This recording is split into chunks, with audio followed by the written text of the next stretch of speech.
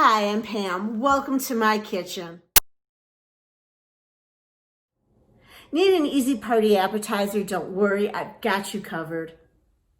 Using polenta as the crust puts a spin on the classic Italian bruschetta.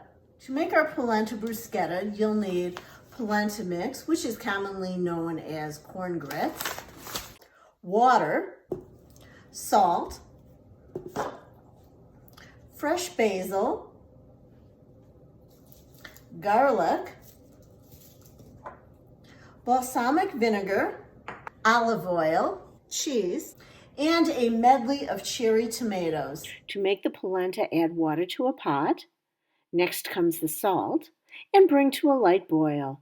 Add the polenta, stir, and cover. Stir frequently until it reaches the consistency of oatmeal. Remove from the heat and let stand for 2 minutes.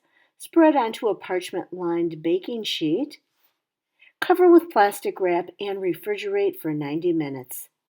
Brush 1 tablespoon of olive oil onto a foil-lined baking sheet.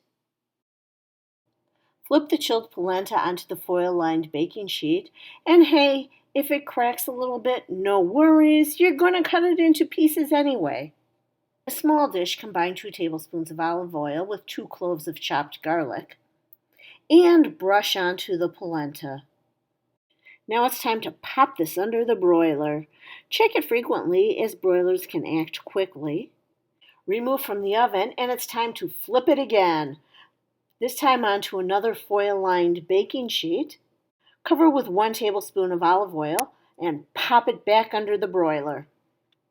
Remove from the oven, and it's time for one final flip onto a cutting board or serving tray. Now let's make our bruschetta topping.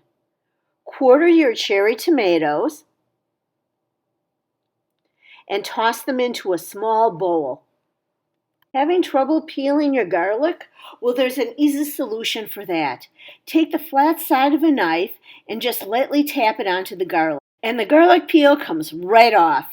Finally, chop the garlic and add it to the tomatoes. Add olive oil, balsamic vinegar, and stir. Chop the basil. Scatter the basil over the polenta crust. Top with the bruschetta tomato mix. Grate with cheese. Go in lactose-free, then just omit the cheese.